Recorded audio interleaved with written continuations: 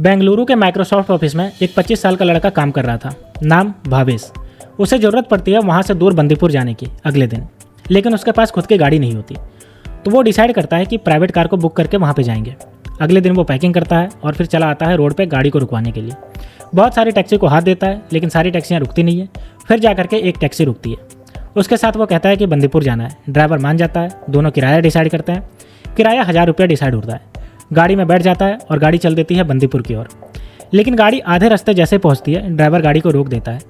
भावेश को समझ में नहीं आता कि ड्राइवर ने गाड़ी बीच में क्यों रोकी है, अभी तो बंदीपुर पहुंचे भी नहीं है। तभी ड्राइवर मुड़ता है इसकी तरफ और कहता है कि साहब किराया डिसाइड कर लें। इसका दिमाग चकरा जाता है कि किराया तो हमने 1000 रुपया पहले ही डिसाइड कर लिया, फिर ये बीच गाड़ी रास्ते में रोक करके क्यों कह रहा है किराया डिसाइड करें। तब ये ड्राइवर को कहता है कि किराया तो मैंने पहले ही डिसाइड कर लिया है, 1000 रुपया मैंने बताया और तुम भी उस समय मान गए थे। तो ड्राइवर कहता है कि 1000 रुपया तो बहुत कम है, अगर आप मुझे 1500 रुपया दोगे तभी मैं यहाँ से गाड़ी आगे बढ़ाऊंगा, वरना मैं वापस चला जाऊँगा। जिस पे इसे बहुत ज़्यादा गुस्सा आता है कि 1000 रुपया किराया जो डिसाइड था उस पर क्यों नहीं चलोगे, और बीच में आकर के तुम 1500 रुपया डिमांड क्यों कर रहे हो, ये तो एक तरह से ठगी है। तो ड्राइवर कहता है कि साहब अब जो भी है, अगर आप 1500 रुपया दोगे तब मैं यहाँ से आगे बढ़ूंगा, और अगर 1500 रुपया नहीं दोगे तो मैं गाड़ी यहीं से वापस मोड़ लूँगा और आपको यहीं उतार दूंगा। दोनों में बहुत ज़्यादा बहस होता है, बहुत ज़्यादा लड़ाई होती है, लेकिन ड्राइवर नहीं मानता और ये भी कहता है कि 1000 रुपये से ज़्यादा मैं नहीं दूंगा। तो ड्राइवर भावेश को वहीं पर उतार करके वापस आ जाता है। अब भावेश बीच रास्ते में है, बेंगलुरु और बंदीपुर के बीच में। इसका दिमाग कुछ नहीं काम कर रहा, ये समझ में नहीं आ रहा कि अब बंदीपुर जाए या वापस बेंगलुरु लौटे। लेकिन इसके दिमाग में एक चीज़ और चल रही थी कि आज ये मेरे साथ हुआ है, आज से पहले भी बहुत लोगों के साथ ऐसा हुआ होगा और आने वाले समय में आज से बहुत लोगों के साथ भी ऐसा कुछ होगा। तो ये जो है वो बहुत बड़ी प्रॉब्लम है, बहुत सारे लोगों के साथ होती है। तो तभी इसके दिमाग में एक आइडिया क्लिक करता है कैब बिजनेस का, यानी कि ट्रांसपोर्ट बिजनेस का। एक जगह से दूसरे जगह पर ड्राइवर के साथ पूरी तरीके से ट्रस्ट के साथ ले जाना और छोड़ना, यानी कि ऐसे बीच रास्ते में कोई किसी को ना छोड़ दे। और वहीं से शुरुआत होती है भारत की एक यूनिकॉर्न कंपनी ओला की, ओला कैब्स की। आज हम बात करेंगे ओला कैब के शुरुआत, संघर्ष और सफलता की कहानी। आज हम बात करेंगे इसके फाउंडर भावेश अग्रवाल और इसके को फाउंडर अंकित भाटी के बारे में। आखिर कैसे दो IIT ग्रेजुएट जो एक सिंपल फैमिली से आते हैं और शुरुआत करते हैं एक ट्रैवल कंपनी और उसे बना देते हैं भारत की यूनिकॉर्न कंपनी। आज हम इसी के बारे में बात करेंगे। तो कहानी शुरुआत होती है 2008। IIT बॉम्बे के कैंपस में भावेश अग्रवाल पढ़ाई कर रहे थे। उनका ब्रांच कंप्यूटर साइंस का था और वहीं पढ़ाई कर रहे थे अंकित भाटी, उनका ब्रांच मैकेनिकल इंजीनियरिंग। दोनों बहुत अच्छा खासा पढ़ने में थे। दोनों का IIT का फाइनल ईयर था 2008 में। दोनों जो है वो पढ़ाई करके अच्छे होते हैं और पढ़ाई करने के बाद जो है वो कैंपस आता है।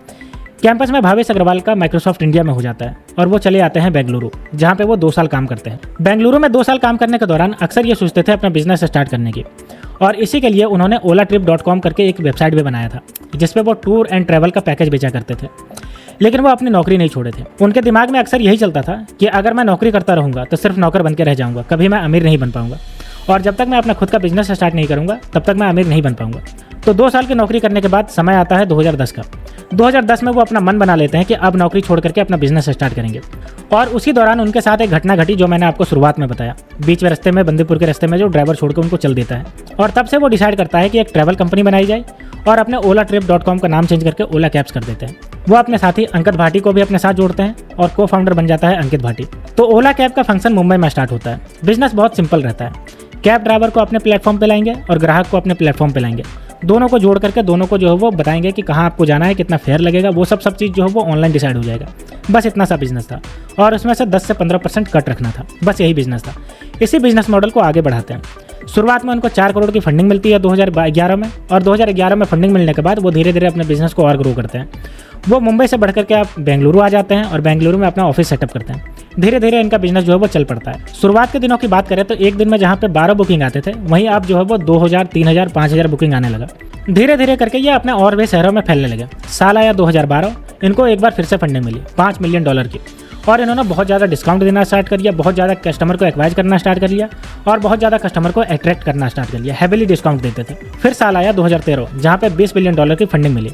अब वो अपने बिजनेस को और ज़्यादा ग्रो करने लगे, और ज़्यादा कूपन ऑफर देने लगे और ज़्यादा डिस्काउंट देने लगे। ड्राइवरों को भी और ज़्यादा इंसेंटिव देने लगे, जिससे ओला धीरे धीरे जो है वो भारत में प्रचलित होने लगा, भारत में धीरे धीरे जो है वो फैलने लगा। फिर साल आया 2015 में इसने $900 मिलियन जुटाया और बन गया भारत का यूनिकॉर्न कंपनी। तब तक ओला कैब्स एक बहुत बड़ा एस्टैब्लिश कंपनी बन चुका था और लगभग 60% मार्केट कैप अपने पास ले चुका था। फिर साल आया 2016 में ओला ने स्टार्ट किया 2 व्हीलर सेगमेंट में आना। पहले वो सिर्फ टैक्सियों का बुकिंग करते थे, लेकिन अब इन्होंने स्टार्ट किया 2 व्हीलर का बुकिंग, यानी कि आप जहाँ पे जाना चाहते हो 2 व्हीलर बुक करके भी जा सकते हो। फिर साल आया 2017 में कंपनी ने सोचा कि हम अपने बिजनेस को और ज़्यादा अलग अलग सेक्टर में एक्सपेंड करते हैं, क्योंकि जो ट्रैवल बिजनेस था, जो टैक्सी का बिजनेस था, कैब का बिजनेस था, वो बहुत अच्छा खासा चल रहा था। तो इसने जो फूड पांडा को एक्वायर कर लिया, लेकिन फूड पांडा जो है वो अच्छा खासा नहीं चल पाया और आने वाले समय में ये बंद हो गया। फिर साल आया 2018 में $250 मिलियन फंडिंग में जुटाया और कंपनी ने सोचा कि अब हम विदेशों में फैलते हैं और ये अपना ऑस्ट्रेलिया में शुरुआत करता है अपने ओला कैब का, और ऑस्ट्रेलिया में भी 5-6 शहरों में अच्छा खासा इसका चलने लगता है। ऑस्ट्रेलिया में ओला कैब के सक्सेसफुल लॉन्च के बाद कंपनी डिसाइड करती है कि अब इसको लंदन में लॉन्च किया जाए, यूके में। तो यूके में भी वो लॉन्च करती है और यूके में भी अच्छा खासा चलने लगता है। और 2020 तक आते आते कंपनी का वैल्यूएशन $5 बिलियन का हो चुका था और कंपनी अपने आप को एस्टैब्लिश कर चुकी थी। तो अभी हमने देखा ओला कंपनी का शुरुआत और उसकी सफलता की कहानी। तो अब हम बात करते हैं ओला कंपनी का स्ट्रगल की कहानी। ओला कंपनी शुरुआत में अपना मैप यूज़ करती थी, अपना जो साइट यूज़ करती थी, लेकिन शुरुआत में उसको जो है वो नेट का बहुत दिक्कत होता था। क्योंकि शुरुआत में 2G और 3G थे 2010-2011 के आसपास, जहाँ पे 2G ही चलता था। तो बहुत सारे जो अलग अलग एक्सपेंड करना चाहती थी अलग अलग सिटी में, वहाँ पे नहीं कर पाती थी, क्योंकि वहाँ पे 2G सर्विस था, जिसकी वजह से इसका जो साइट है वो नहीं चल पाता था। बहुत बार ऐसा हुआ कि इन दोनों को खुद ही गाड़ी ड्राइव करके जाना पड़ा, क्योंकि जो ड्राइवर थे वो समय पे नहीं पहुंच पाते थे। बहुत बार ऐसा हुआ कि अंकित भाटी जो इसका CTO थे, उसको 48-47 घंटे तक बैठ करके कोडिंग करना पड़ा ताकि इनका ऐप जो है वो अच्छा खासा इंप्रूव हो सके। लेकिन बहुत सारी स्ट्रगल करने के बाद कंपनी को अच्छे खासा एस्टैब्लिश हो गई और कंपनी बन गई यूनिकॉर्न कंपनी। तो ये थी कहानी 2 IIT ग्रेजुएट्स की, जो IIT मुंबई से पास आउट होते हैं और 2010 में स्टार्ट करते हैं ओला कैब और 2015 तक बना देते हैं इसको यूनिकॉर्न कंपनी। तो इससे हमें यह सीख मिलता है कि हमें नौकरी पे ही इंडिपेंडेंट नहीं रहना है। अगर हमें कहीं मौका मिल रहा है, कोई चीज़ हमें अपॉर्चुनिटी दिख रही है, तो उसको ग्रैब करना चाहिए और हमें अपने आप पे रिस्क लेकर के कुछ चीज़ें बनाना चाहिए, अगर आपको अमीर होना है तो अगर आपको यह स्टोरी अच्छी लगी हो तो चैनल को सब्सक्राइब और वीडियो को लाइक करिए। तो मिलते हैं नेक्स्ट वीडियो में, तब तक के लिए स्टे ट्यून्ड। Thank you.